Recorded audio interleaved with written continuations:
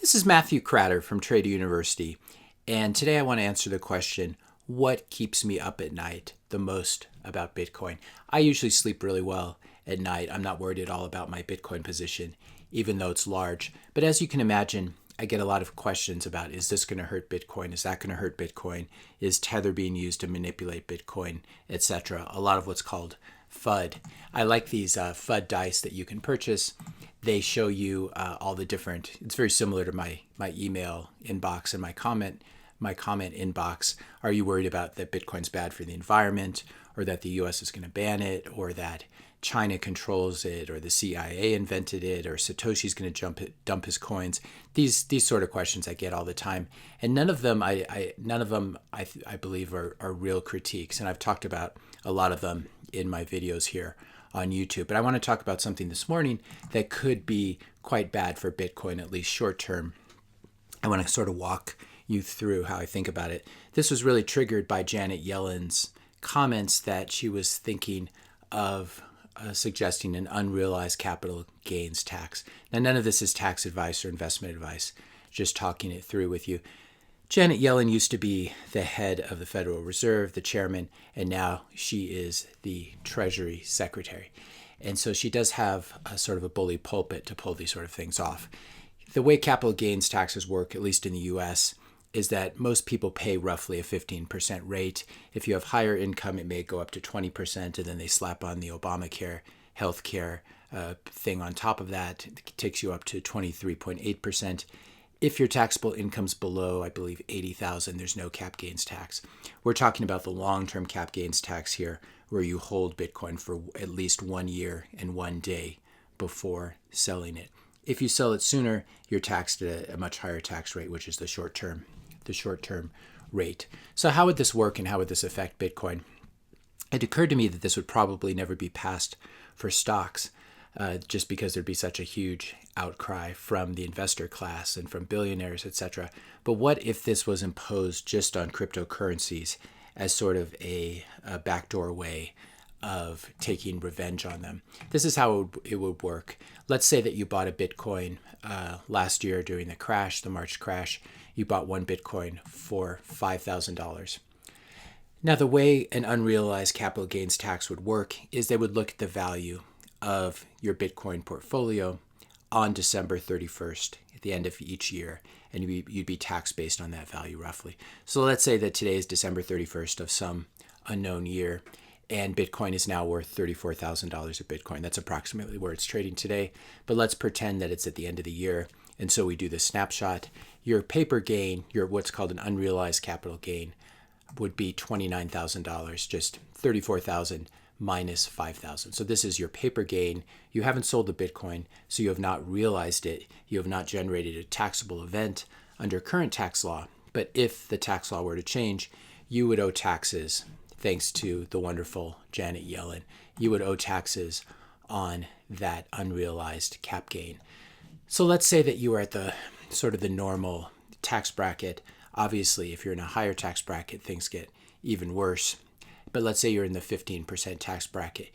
You would then owe, the following April, you would owe 15% of that $29,000, if I'm doing the math correctly, in taxes, even though you haven't sold the Bitcoin position.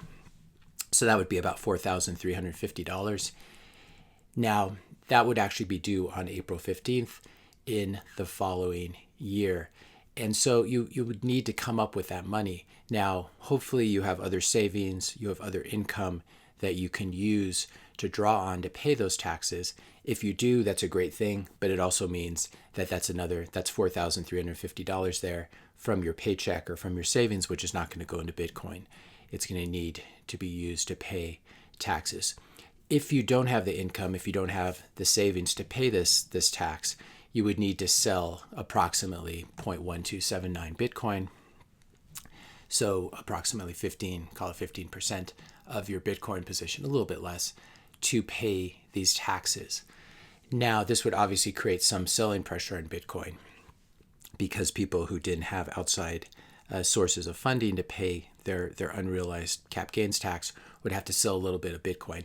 I'm going to give you an exaggerated case just to show you what it would mean for the whales. I'm obviously not a whale, But if you were a whale, think of someone who has 50 million in Bitcoin today, and they have it because they basically bought Bitcoin when it was at zero. It was at $1 or $2, whatever it is.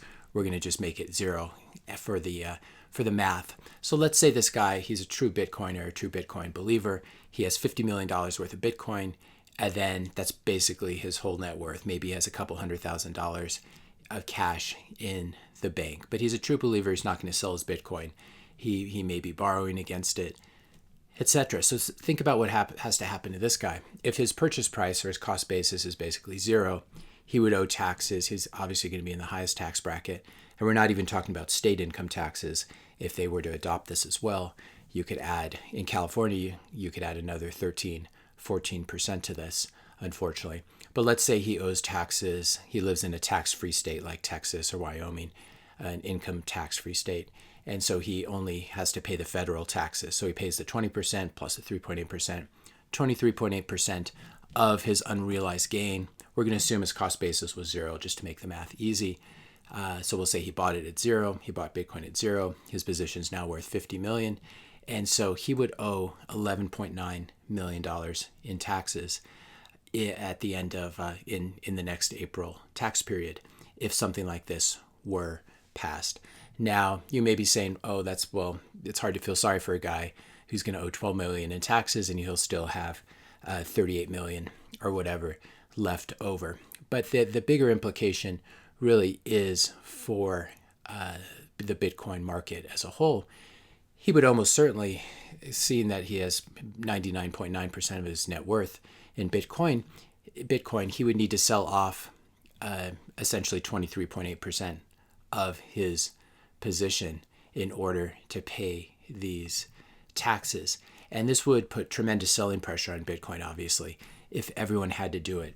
The price of a commodity, the price of an asset is always set by the marginal buyer and by the marginal seller. We have had very strong marginal buyers for the last 12 months. That's one reason Bitcoin has done so well. But if you have marginal selling pressure, it does hurt the price of Bitcoin. Now, maybe people would be able to borrow against their position and use that to pay taxes. But we're talking fairly large tax amounts, even as a percentage. And so that becomes very difficult to borrow against your Bitcoin with the volatility. And you could really get yourself in trouble, even if you had a net worth of 50 million. So this would put tremendous selling pressure on Bitcoin as everyone had to sell a little bit of Bitcoin on the margins. Not everyone would have to do this, but a lot of people would have to do it. And it would also create some really weird year-end effects because the mark-to-market price, what they call it, of Bitcoin, would be determined almost certainly on December 31st. So this is one scenario that keeps me up at night. In a situation like this, and again, we're just talking about the U.S. simply because I don't know that much about the tax law in other countries. I know there are some countries where Bitcoin is not taxed at all. Obviously, tax law can change within any jurisdiction. Let's say something like this passes and you're obviously upset. So you say, I'm just going to leave the U.S. even though I've lived here my whole life. Well, they get you with something else if you do that. And I'll talk about that in 1 second. Right now, I would just ask you, if you're enjoying this video so far, to hit that subscribe and hit that like button. So if you want to leave the U.S. and your income or net worth is above a certain threshold, there is what's called an exit tax. And this is how governments function. They're like leeches, and they tax you. They tax you when you make money. They tax you when you spend money with the sales tax. They tax you when you die with an estate tax at certain net worth levels.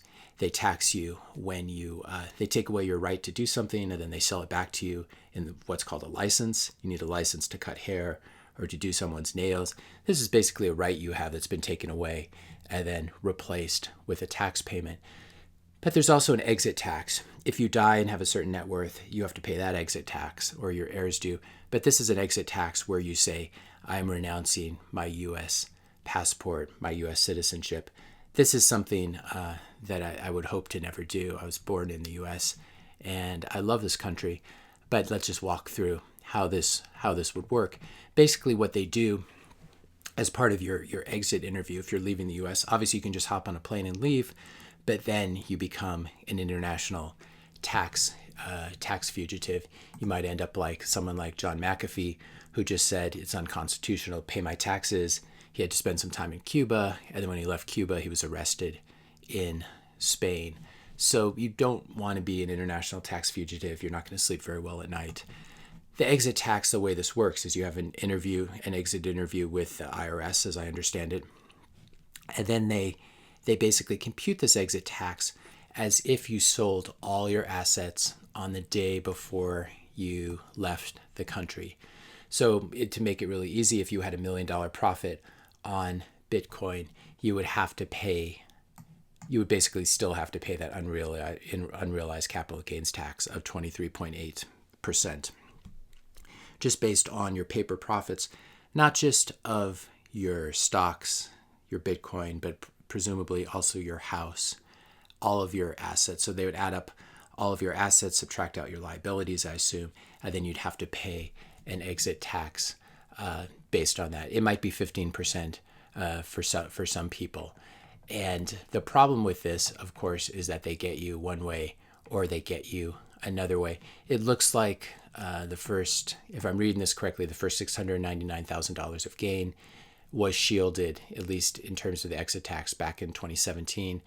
I don't know how much of this is going to be changed under Biden. But if you want to exit the country, if you want to leave the U.S. and renounce your citizenship and do it in a way such that you don't show up on Interpol, or whenever you go to an airport, you risk getting arrested, you have to pay this exit tax, which turns out to be roughly equivalent to that unrealized capital gains tax that you would have had to pay on your Bitcoin.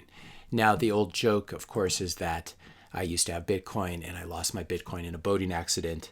This is something you could try with the government. Not recommended, though.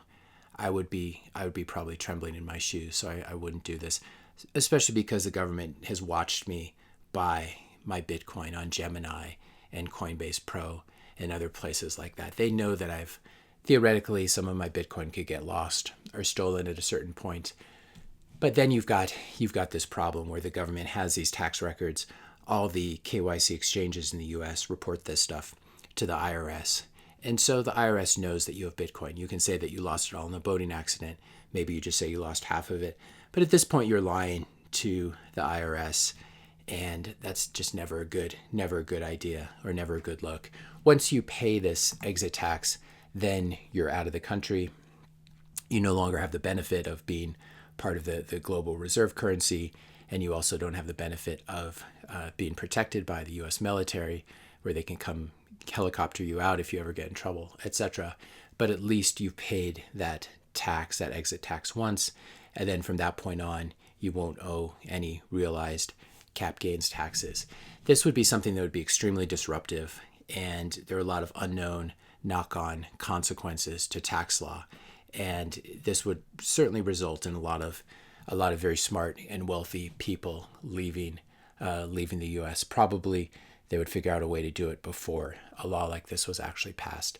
Now, I don't expect this to pass this year, but the fact that Yellen is even talking about this, I'm somewhat sympathetic to this. We do live in a time of just huge wealth inequality that was, of course, driven by people like Janet Yellen using the money printers at the Fed.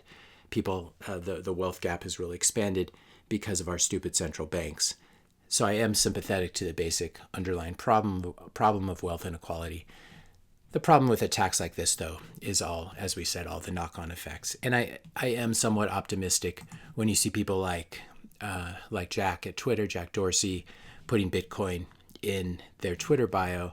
We talked yesterday about Elon Musk putting Bitcoin in his Twitter bio, the Winklevoss twins, etc. These are very powerful billionaires, and they have a lot of lobbying influence.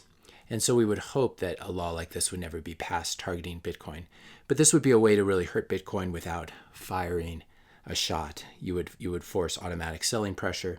You would also drive Bitcoiners out of the US, which would be a big mistake. And this is where the game theory really kicks in.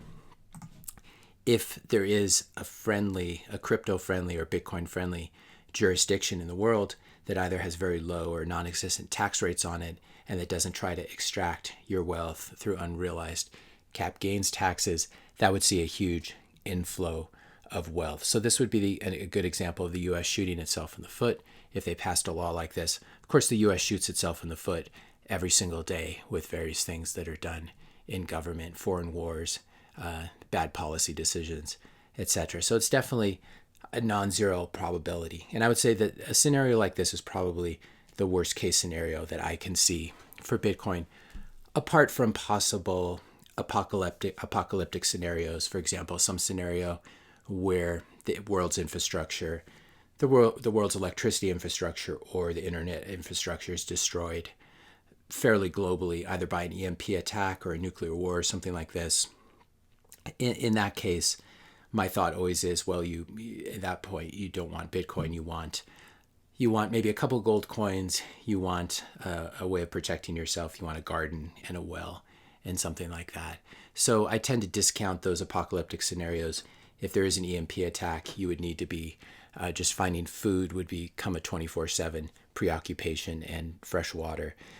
But in terms of non-apocalyptic scenarios, I would have to say that an unrealized capital gains tax that's targeted just at cryptocurrencies or just at Bitcoin would be the worst case scenario that I could see right now. If you found this video helpful, be sure to hit that subscribe and like button. Hit the notification bell if you want to be notified when I publish my next video. And let me know your questions and comments in the comment section below. Thanks a lot for watching, and I'll see you in the next video.